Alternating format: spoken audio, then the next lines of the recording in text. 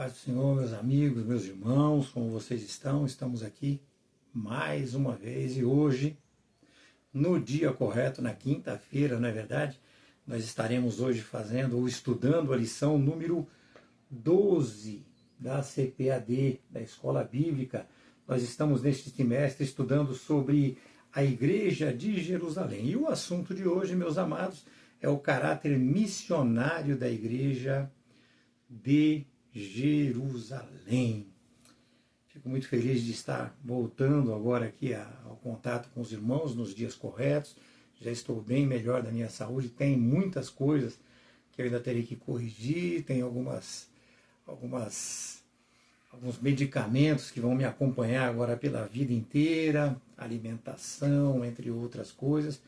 Mas vamos lá, vamos continuar e prosseguindo naquele caminho que o Senhor nos orientou e nos ensinou a trilharmos sempre. Muito bem, meus amados, nós estamos aqui falando hoje então sobre o caráter missionário da Igreja de Jerusalém. Meus irmãos, estamos aqui continuando naturalmente o estudo sobre a expansão da Igreja de Jerusalém, que nós iniciamos ali na lição número 10 com a presença marcante ali da morte de Estevão, né? Nós vimos também ali que o Evangelho dali ele chega ali a Samaria através de Filipe, então nós já vivemos tudo isso. Vimos também ali, através de Pedro, na casa de Cornélio, lá em Cesareia Marítima também. E amados, nós precisamos entender que nesta lição de hoje, nós estamos dando prosseguimento, mas explicando outras coisas. Então não achem que é simplesmente a mesma, não. Nós estamos trazendo coisas, novidades, inclusive no final da aula tem uma novidade para os irmãos aí, que muitas pessoas não comentam, não falam, mas nós vamos apresentar. Então hoje nós estaremos novamente falando da expansão da igreja, conforme já começamos lá na lição número 10. Mas vamos lá, essa expansão, ela chega ali na Antioquia da Síria e ali, aquele local acaba por se tornar, meus amados irmãos, o centro dessa expansão, o local de onde parte dali, né? Local por onde dali se vai para o restante do mundo. Dali o apóstolo Paulo, ele partiria juntamente com Barnabé, é claro, para esta sua primeira viagem missionária, né? Ali em Antioquia da Síria, ambos, tanto Paulo como Barnabé, fizeram uma grande obra para Deus, antes mesmo desta primeira viagem que eles fizeram. É bom constar também, meus amados, que eles estiveram na Antioquia da Pisídia, tá? Por 2 vezes, inclusive. Mas a base estabelecida para os nossos estudos de hoje é na Antioquia da Síria, que é de onde eles partem para as viagens missionárias ali. Isso está em Atos capítulo 13, Atos capítulo 14, Atos capítulo 15. Mas vamos lá, vamos iniciar então. Lucas, meus amados, ele diz que os discípulos, devido à perseguição que eles sofreram, eles fugiram ali para o norte e foram ali para a região da Fenícia, chegou até a cidade ali de Tiro e Sidom. Eles foram também pela costa norte da Palestina. Aí precisa de geografia bíblica, aqui na internet nós não temos como trazer isso para vocês, né? E por fim eles chegaram ali a Chipre, né? Que era a maior ilha do mar Mediterrâneo. Eles alcançaram também ali a Antioquia, que é o nosso assunto de hoje. Quando nós falamos de Antioquia, nós estamos falando de um local que foi fundado 300 anos, meus irmãos, antes de Cristo. E, por fim, ela tinha se tornado ali a maior cidade do Império Romano. Ela era superada apenas por Roma, ok? E pela Alexandria, lá no Egito.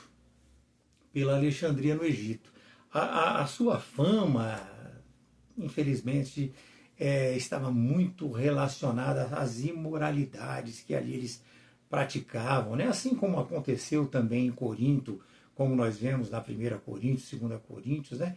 Era uma cidade de pecados, uma cidade de más influências, né?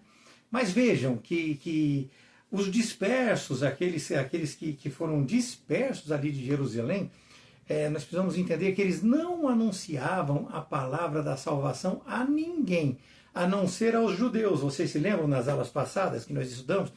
Foi primeiramente ali para os judeus, porque era o que eles entendiam que eles deveriam fazer.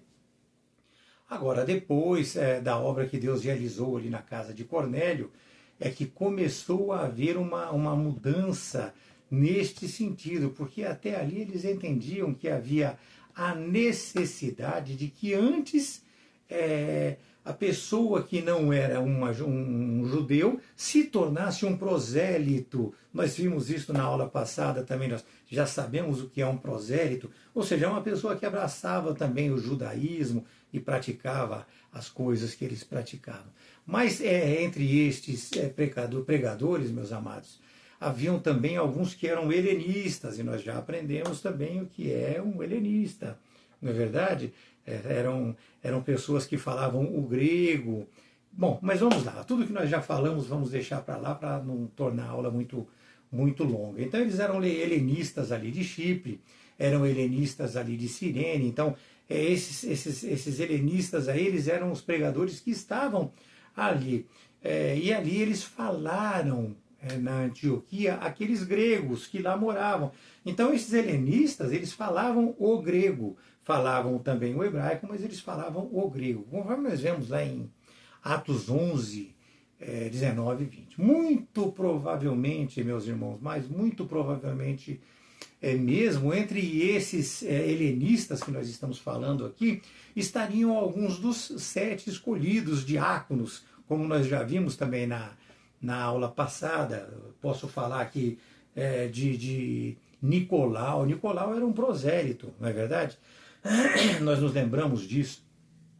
Mas ocorre que o resultado ali, embora todas as questões que existiam, todos os impedimentos, meus amados, ele foi maravilhoso, ele foi muito efetivo. E assim o evangelho foi levado dali para fora daquele, por ali, né, através dali, ou naquele meio, para fora daquele círculo judaico. Né? E aí começou a se obedecer cada vez mais o ide que foi solicitado pelo Senhor. Nós vemos, meus amados, que os cipriotas e os sirineus também, eles não tinham dificuldade alguma de relação com os gregos. Eles não tinham dificuldade nenhuma nesta relação. E assim, quando eles entraram ali na Antioquia, ok? Quando eles entraram ali na Antioquia, eles anunciaram o evangelho a todos aquele povo gentil que ali estava, pregando a Cristo Jesus em semelhança ao que havia ocorrido lá em Samaria. Vocês se lembram? Está lá em Atos 8, 5, lá em Samaria com Filipe. Então, da mesma maneira, eles pregaram o evangelho. Era enfatizado ali, meus amados, para eles, que Jesus, ele é o Messias, o Cristo prometido. Jesus, ele é o Messias, o Cristo prometido. Agora não para dar seguimento no meu pensamento aqui, mas no final eu vou acrescentar alguma coisa nesse sentido para vocês, e é lá que eu vou ensinar vocês a diferença entre o que é o Cristo e o que é o Messias. Aí já faz parte de uma missiologia transcultural, mas nós falaremos no final sobre isso. Amados, como nós sabemos, eles não tinham um grande conhecimento, então eles eram ali um tanto quanto meio que leigos, não é verdade? Mas eles agiam sempre sob as mãos de Deus, sob a mão do Espírito Santo. E dentre estes percursores ali, nós temos Barnabé e Saulo. Esses dois se notabilizaram com tudo aquilo que eles faziam. por fim se tornaram ali pioneiros e decisivos para a pregação e a missão diante dos gentios. Nós vemos aqui que Paulo depois se torna o pregador dos gentios, né? Barnabé também acompanha nesse sentido, mas o primeiro ali foi Pedro pregando para Cornélio. Nós já falamos isso em outras aulas também.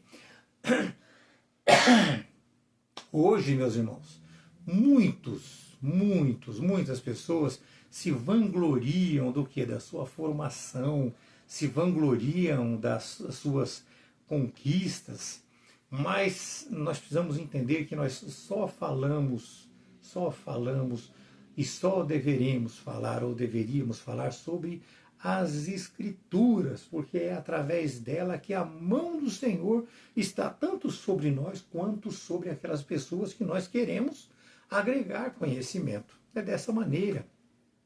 Mas voltando lá naquele tempo, em pouco tempo ali, meus amados, a igreja de Antioquia da Síria se tornou uma potência. E vejam, meus irmãos, como as coisas são e acontecem. Após o Pentecoste ali, original, lá em original, quando eu falo original, o primeiro, lá em Jerusalém, né? Desconsiderem aí o original, todos os Pentecostes são originais, eles têm origem no Espírito Santo, em nosso Senhor Jesus Cristo, não é verdade? Mas quando, logo após o Pentecostes, lá na igreja de Jerusalém, houveram muitas perseguições, e a igreja mãe ela foi meio que sufocada por várias seitas extremistas, né? Judaizantes, surgiam muitas seitas ali, mas os judaizantes eles pegaram forte, eles pegaram bastante pesado. E assim, meus amados, os judaizantes levaram a igreja a se afastar um pouco, a deixar um pouco de lado o evangelho. E com isso ela acabou cedendo espaço.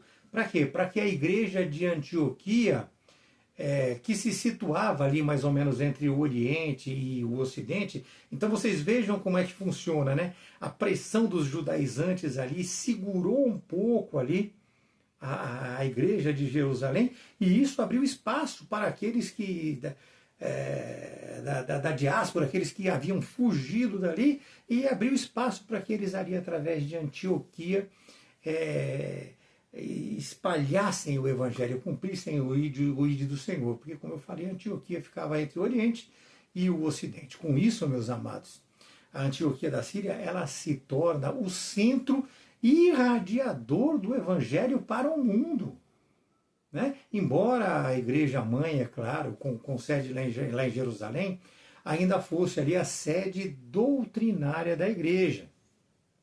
Inclusive é lá que é realizado o primeiro concílio da igreja, que nós veremos na nossa próxima aula. Acho que já falei com os irmãos, uma aula muito importante, a próxima também falará sobre este concílio, onde se decidiu algumas coisas. Mas voltando, como nós já falamos, foi ali de Antioquia que Saulo e Barnabé saíram em sua primeira viagem missionária, saíram também depois na sua segunda viagem missionária, ali onde Barnabé se separou Paulo se separou de Barnabé. Nós já estudamos isso em aulas anteriores, meus amados. E assim, Barnabé, ele formou nessa segunda viagem missionária uma outra comitiva, e aí se tornaram, né, duas comitivas, e aí eles partiram dali. Na terceira viagem também de Paulo, ele também partiu de lá, ele saiu dali também. Então veja, primeira, segunda, terceira viagem de Paulo, todas elas ele saiu de lá. Então veja que cidade importante, né, para a expansão do evangelho, para que o ídolo do Senhor fosse pregado. Ali também, meus irmãos, se tornou o centro de hermenêutica. E o que é hermenêutica, né?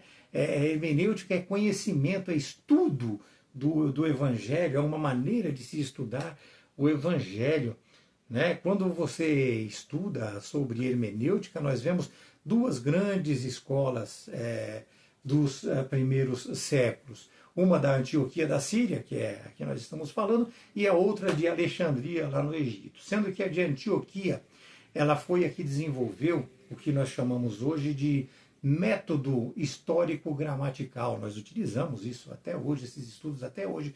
Ou seja, é um médico que dá... É um método que preza a interpretação absolutamente literal do texto.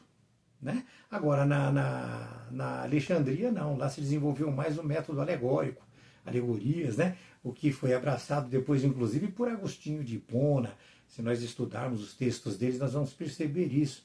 Não só por ele, também por Filo de Alexandria, Clemente.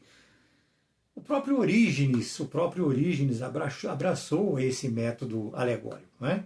Mas, seguindo, meus irmãos, continuando, para que não se torne uma aula longa, as muitas conversões dos gregos e gentios ali ocorreram, como nós vimos, após a salvação de Cornélio.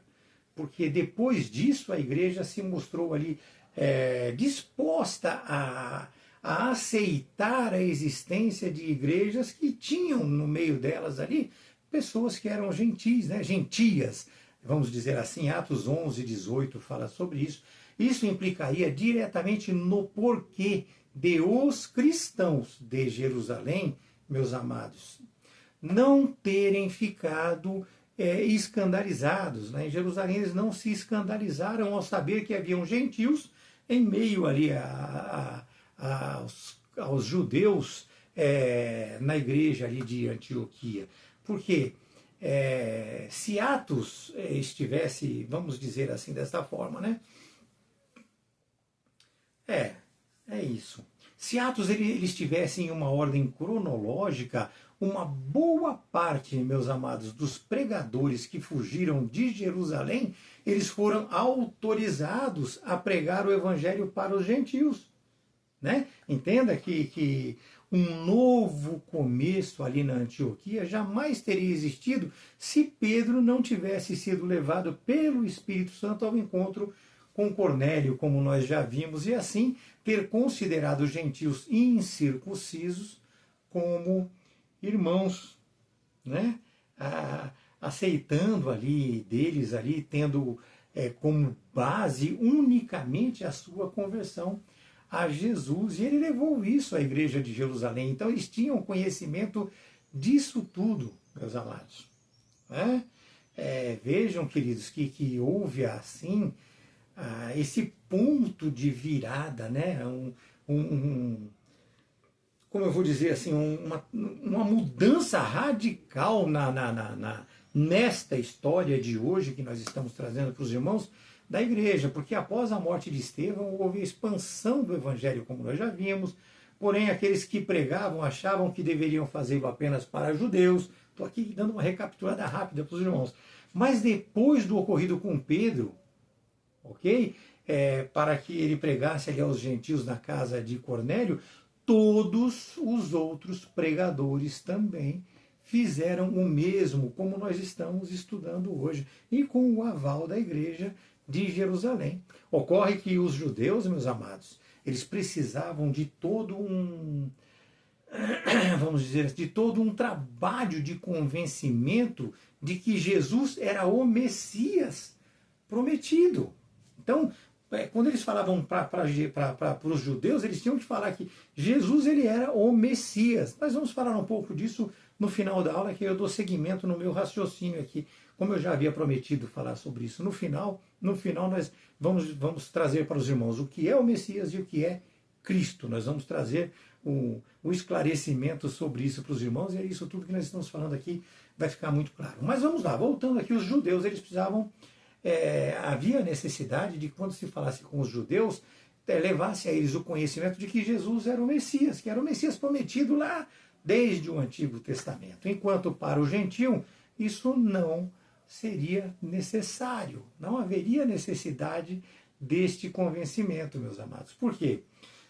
Porque isto poderia ser apresentado a eles posteriormente ao convencimento do Evangelho. Então, se falaria do Evangelho, o que é o Evangelho, depois mostrariam a eles o que é o Messias, o que é o Cristo. O que eles precisavam ali aprender, a princípio, ou entender a princípio, era que Jesus, ele é o Senhor e Salvador, que ele veio ao mundo e deu a sua vida em resgate pelos nossos pecados, meus amados. Mas lembre-se que esta foi ali a pregação inicial, apenas a pregação inicial. Porque na sequência de tudo isso, Barnabé e Saulo apresentariam a eles a mensagem completa. Eles fechariam a mensagem e nós teríamos ali a completude dela, como nós temos hoje para nós a completude desta mensagem. Aí eles apresentariam ali o Senhor, Jesus como sendo o Senhor, Salvador e Cristo. Isso está em Atos 15, de 15, 26, 20, 21, 28, 31. João 4 também 42, 1 João 4, 14 também fala sobre isso, meus amados. Agora, para a grande maioria dos judeus, o Cristo, quando se falava em Cristo, ok? Era considerado ali como se fosse um escândalo, sabe? Porque o ungido deles, o Yeshua HaMashiach deles, não morreria jamais numa cruz. Então, Jesus ali, ele é considerado um escândalo. Por quê? Porque ele morreu na cruz. 1 Coríntios 1,18, meus irmãos, fala sobre isso. Mas, vamos lá. O que nós vemos e percebemos hoje, meus irmãos, é que essa mensagem, ela está meio que sendo ali, vamos dizer assim, abandonada, sabe? Nós precisamos entender que nós precisamos continuar pregando Jesus, pregando que Jesus, ele é o Senhor. Não podemos abandonar essa mensagem e isso está acontecendo. Muitos estão hoje abandonando ela. Hoje nós vemos aí malabaristas, contorcionistas, animadores de auditórios, shows gospel com músicas antropocêntricas e as pessoas pulando, virando e levantando as mãos e dizendo glória a Deus por umas músicas que está enobrecendo ali o homem, meus amados. São shows antropocêntricos, um falso evangelho, vamos dizer assim.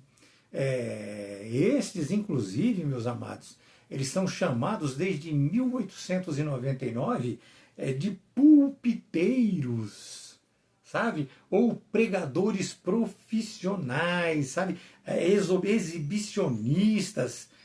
São absurdos. Nós que buscamos conhecer a Jesus, nós precisamos ver, entender e separar esse tipo de pessoas, meus amados. Não é possível nós cristãos ainda ficarmos vibrando com emoções humanas, com coisas que não têm nada a ver com a nossa estrutura. Podemos sim nos emocionar com várias coisas, mas não com certas coisas que nos são apresentadas, né?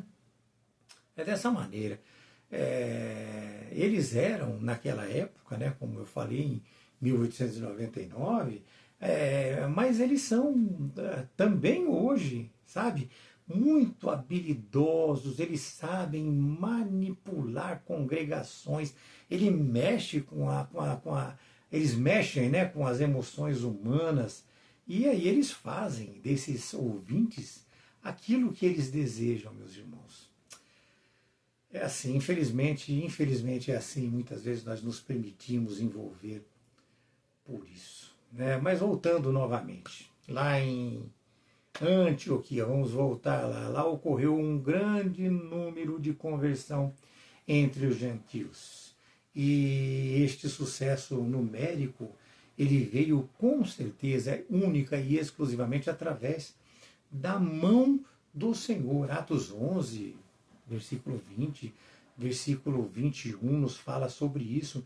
E não através do convencimento que o homem apresenta ou traz. Sabe? Porque nos cabe, a cada um de nós cabe apresentar o quê? O Evangelho, é falar de Jesus Cristo, meus amados. e não daquilo que você pode, que você quer, que você tem direito. Busca, insiste, fala, cobra com Deus e cobra a Deus, e se você der tanto, você recebe tanto. Não existe barganha com Deus, não existe troca, meus amados. É relacionamento, é amor, é cuidado, e não é cuidado somente dele para conosco, é de nós também para uma boa relação com ele. E nós devemos ter muito cuidado nisso. Nós devemos sim buscá-lo de uma maneira enfática, em espírito e em verdade, como diz a sua palavra, né? E é assim, todos nós sabemos, meus irmãos, todos nós sabemos que quem convence e ganha almas é o Espírito Santo. 1 Coríntios 3, no versículo 6, nos fala sobre isso. Hoje, meus irmãos, muitas pessoas falam assim, preguei em tal lugar e tantos foram curados. Tantos aceitaram Jesus através da minha palavra, como se o mérito fosse deles, né? Eles falam, e mesmo que eles não falam através de mim, através da minha palavra, mas eles falam aquilo de uma maneira como se tivessem, sabe, se lotando. É o ego deles muito acrescido, meus amados, e nós sabemos que não é nada disso. Não é nada disso. O mérito não é deles. Isso, meus amados, acontece, meus amados, com eles de uma maneira tal que eles só faltam explodir de tanto orgulho de si mesmo. O que nós não podemos esquecer é aquilo que Paulo fala sempre, Paulo repete, ele fala sempre porque nós lemos, então nós lemos sempre para manter isso na nossa mente. Eu plantei, Apolo regou, mas foi Deus quem deu o discernimento, sabe? Quem ganha a alma, meu amado, é o Espírito Santo.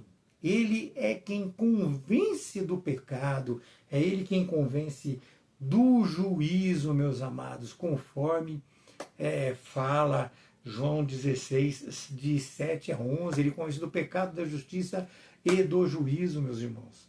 Quando o homem o faz, ou quando o homem conversa com alguém e cumpre o ID do Senhor, ele faz isso no sentido de aconselhamento, de apresentação, de ajudar as pessoas, mas não no sentido de salvação. É como diz ali em Provérbios 11:30. O fruto do justo é a árvore da vida. Então nós vamos mostrar, sabe? Então nós vamos mostrar, e isso vai ajudar a pessoa a pensar e vai permitir que o Espírito Santo transforme a sua alma. É dessa maneira. Portanto, nós não devemos, meus irmãos, jamais nos vangloriar, né? Eu ia falar vangloriar. Não devemos jamais nos vangloriar e achar que somos nós que estamos ganhando almas, né? Não podemos fazer isso. Mas vamos lá, seguindo em frente. Quando o colégio apostólico, meus amados, viu o que estava acontecendo ali em Antioquia, esse é o nosso assunto de hoje, essa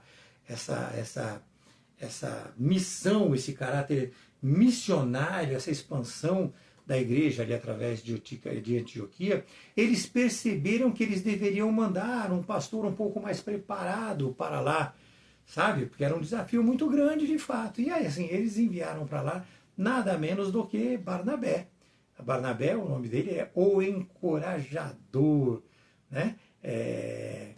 E ele detinha nele a confiança total da cúpula da igreja de Jerusalém. Atos 11, 22 a 24 fala sobre isso. Ele era como se fosse ali o fiel da balança entre os hebreus e os helenistas dentro da igreja, porque ele conhecia também um pouco ali da cultura grega. Isto além de conhecer muito bem as escrituras, as práticas judaicas também, porque ele era nascido ali em Chipre. Então ele conhecia o modo de vida dos gentios. Ele tinha, portanto, uma mente aberta em todos esses aspectos, em todos esses sentidos, meus irmãos. Ali estava o melhor, ou que seria o melhor incentivador da igreja de Jerusalém, para ajudar os crentes de qualquer grupo, independente de qual grupo fosse, né? E vejam, meus amados, que Barnabé ele era tão respeitado pela liderança da igreja que ele viria depois, posteriormente, juntamente com Paulo, né, a ser reconhecido por eles como apóstolos. Isso está em Atos 14, 14. Tanto Barnabé como Paulo foram reconhecidos por eles como apóstolos. Barnabé sabia que por maior que fosse a eficácia humana que ele tivesse, a eficácia humana que ele tivesse, isso nada era diante da eficácia, diante da efetividade do serviço do Espírito Santo, de Deus, meus amados. E assim ele se alegrou muito com o que o Senhor fazia ali, ficou muito feliz, valorizou também o trabalho ali dos seus antecessores. Vejam que ele não depreciou nem os seus antecessores, ele valorizou bastante. E ele viu ali, meus irmãos, a graça de Deus, e ele se alegrou e exortou a todos com firmeza de coração, né? A que eles permanecessem ali no Senhor. E como resultado disso, ocorreu ali uma segunda onda de conversões, uma segunda onda muito grande também de conversões. E ele, meus irmãos, maravilhado com tudo o que o Espírito Santo fazia, olha, veja bem, maravilhado com tudo que o Espírito Santo fazia, não era ele, era a ação do Espírito Santo através dele, meus amados. Ele se alegrou com aqueles que se alegravam, conforme diz o texto de Romanos 12, 15. É muito clara as coisas, nós precisamos aprender a entender essas coisas, né? E assim ele acaba e leva a eles aquela exortação para que eles permanecessem no Senhor. E ele faz isso, meus amados, o tempo todo que ele estava ali, nas suas peregrinações também. Ele não apenas ali, ele ensinou, ele não ensinou apenas, ele ensinava continuamente. Por quê? Porque ele se sentia atraído para encorajar. Olha o nome dele, o encorajador. Como ele via aquele interesse, ele via a necessidade disso tudo, então ele não ensinou e foi embora, ele continuamente ensinava, meus amados. Ele era muito rápido, sabe, para levar conforto, para levar consolação para aquelas pessoas que sofriam com todas as dores pelas quais elas passavam. Ele fazia tudo para aliviar o sofrimento alheio. Né? Sproul, um estudioso de Barnabé, fala dessa maneira.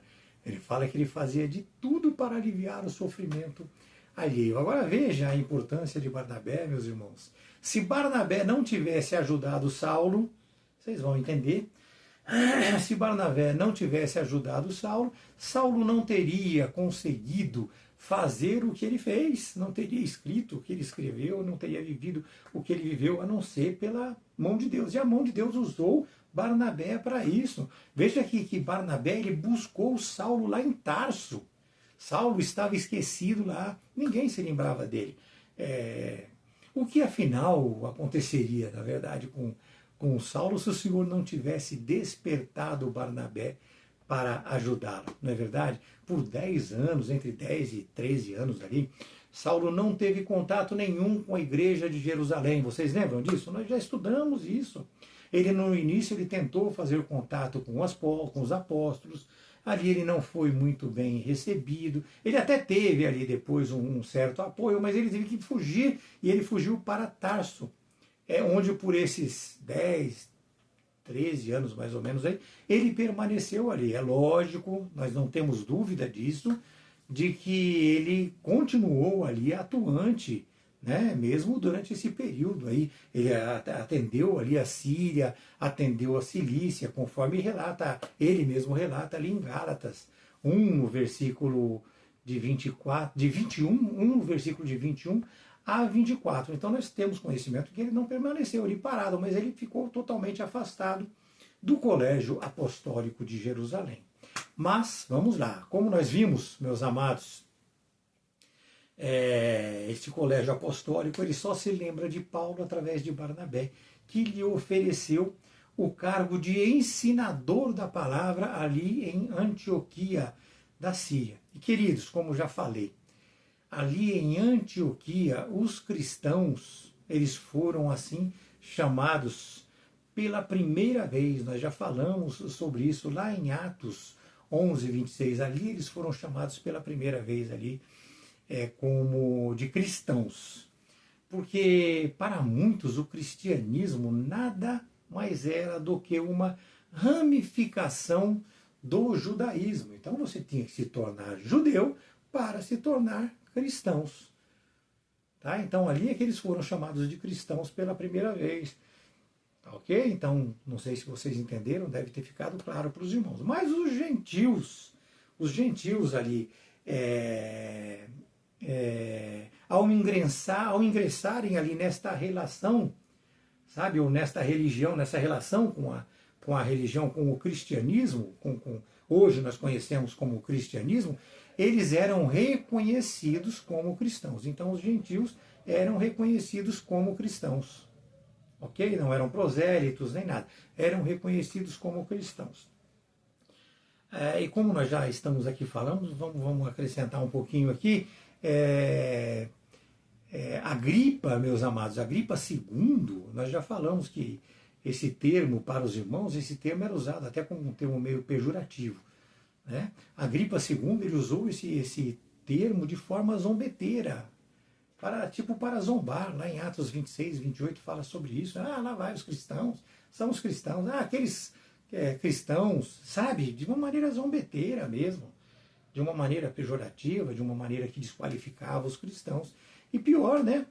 Pior ainda, se nós formos ali mais para frente, se nós formos ali em Nero começou a perseguir os cristãos. Tá? Esse termo, na relação com Nero, ele passou a ter uma expressão assim de ódio, uma expressão de desprezo de verdade. Agora, na época ali em Antioquia, entre os cristãos, já era uma coisa mais respeitada, eles já se entendiam como servos de Cristo, e este termo se tornou uma expressão, inclusive, para nós hoje nós nos entendemos também que se refere a quem? Aos servos de Cristo, como nós que aqui estamos, meus amados. E isto, meus irmãos, nós precisamos trazer e entender. Somos servos de Cristo e somos filhos de Cristo, filhos de Deus, meus amados. Isto para nós significa ter para nós ter uma identidade, sabe? Quando os soldados de César eles eram chamados de cesarianos, os soldados de Pompeu eram chamados de pompeianos, né? E assim o termo cristão é uma identidade separada, é uma identidade separada de um judeu ou um muçulmano. Então nós não somos judeus, não somos muçulmanos, nós somos cristianos, ou seja, nós somos cristãos, meus amados. Nós temos uma identidade própria, é cristianos no grego, né? Cristianos no grego. E ela designa que os crentes fiéis, ela designa quem os crentes fiéis realmente são, meus amados. Ou seja, nós somos seguidores e soldados de Jesus Cristo. Isso está em Lucas 9, 23, 2 Timóteo 2, 3. E com isso, meus irmãos, nós percebemos o caráter missionário da Igreja de Jesus, que se expande através disso para a Europa e para todos os confins da Terra. Né? Isso foi levado pelo Espírito Santo a todas as nações, dando cumprimento do ID do Senhor, conforme nós vemos lá em Marcos 16, 15, nós vemos também em Atos 28, 19 e 20 a respeito disso. Portanto, queridos, a evangelização, ela evoluiu e prosseguiu sendo levado para além, ou muito além, do judaísmo. Ela foi espalhada pelo Império Romano. Do Império Romano ela se estendeu ali para a Europa, passou ali pela Reforma Protestante com Martinho Lutero, e por fim acabou chegando aos nossos dias atuais. Ou seja, ela se iniciou com Jesus Cristo e seus apóstolos, e que por fim levou isso da cultura judaica até os helenistas, como nós estudamos na aula passada. Isso foi transmitido oralmente, como nós sabemos, e ali foi se formando o que? A comunidade, ou as comunidades cristãs, que se espalharam a partir da Antioquia, da Síria, para a Europa. Quando nós chegamos ali, vamos adiantar, quando nós chegamos ali em 1517, meus irmãos, Lutero vai e desafia a Igreja Católica, porque ela tinha o domínio sobre tudo isso, né, através de Constantino, entre outros. Não vou entrar em muitos detalhes. Em 1517, aí Lutero vai e desafia a Igreja Católica. Ele propõe ali 95 teses, e aí ele inicia ali esse movimento evangélico que deu origem a diferentes correntes de evangelização que nós hoje conhecemos. No Brasil, por exemplo, né? Os jesuítas, eles chegaram aqui em 1549 para poder catequizar quem? Os indígenas. E aí os luteranos, em 1532, eles chegaram aqui na terra da Veracruz, como era conhecido o Brasil. Os protestantes franceses, ou seja, os huguenotes, eles vieram para cá em 1577. E aí os pentecostais, como nós sabemos, já estudamos também em aulas passadas, lá em 1910, com aquele Luiz Francescon e com... Luiz Francescon, ele veio e fundou a Congregação Cristã do Brasil. Isso, então vamos lá, tinha me chacoalhado a cabeça aqui, mas ela voltou. Então, em 1910 chegou o pentecostalismo aqui através de Luiz Francescon, que ele fundou a Congregação Cristã do Brasil. Aí pouco tempo depois chegou no que eu ia falar, que eu ia pular o Francescon e não poderia. Né? Aí sim, chegou aqui o Daniel Berg, o Gunnar Wingren, que nós já estudamos. Eles chegaram aqui em 1911 e fundaram a Igreja A Fé Apostólica, que por fim, em 1918, foi rebatizada por eles de Assembleia de Deus. E com isso, nós podemos encerrar a nossa aula de hoje. Chegamos chegamos aqui a nós, que aqui estamos hoje vivendo tudo isso. É um assunto muito extenso, nós não conseguimos eliminar esse assunto, mas nós trouxemos uma explicação básica, mas concisa, e eu acredito que esclarecedora para os irmãos, e com isso nós passamos a ter uma base muito grande de toda essa expansão e de todo o caráter missionário da igreja. Agora eu queria somente acrescentar, quando nós falamos ali sobre a Yeshua HaMashiach, vamos lá, né? Só acrescentar aqui para os irmãos, no hebraico, Jesus ele é apresentado como Yeshua HaMashiach. Por quê, meus amados? Yeshua HaMashiach significa Jesus, ou ungido, ou o escolhido. Porque eles apresentaram para os judeus, e a palavra hebraica era Yeshua HaMashiach, hebraico, porque eles esperavam ali o Messias prometido. Então eles esperavam o Messias. Então eles apresentaram para os judeus como sendo Jesus Cristo o Messias, e de fato é. Tá? Então, quando nós passamos isso para a Septuaginta, quando é traduzida a Septuaginta, ela é traduzida para o grego. E no grego não existe a palavra Yeshua HaMashiach. Então ela é transliterada. Aí nós falamos de uma proposta transcultural. Ela é transliterada para Christos. A palavra tem que falar Christos, ou seja, é Cristo. Isso é quando se translitera para o grego. A palavra ungido, escolhido, transliterado para o grego. Lá na Septuaginta, como eu já falei para vocês, que é o Novo Testamento. No Antigo Testamento, Yeshua HaMashiach. No Novo Testamento, é Christus. Ou seja, se fala Christos, que quer dizer basicamente a mesma coisa. O ungido ou o Messias. Eles levavam a ele como ele sendo superior até aos imperadores, aos reis. Então os gentios começavam a ver ele com uma proporcionalidade maior ainda do que os imperadores e os reis. Né? E assim nós chegamos aqui para nós hoje, transcultural, transliterado também, para o nosso brasileiro, para o português que é Jesus Cristo. Então, quando as pessoas falarem para vocês que Jesus não existe, existe. É uma transliteração, tá bom? Que Deus abençoe vocês, que vocês tenham uma semana maravilhosa, sempre na presença do Senhor. E se Deus quiser, a semana que vem nós estaremos juntos novamente.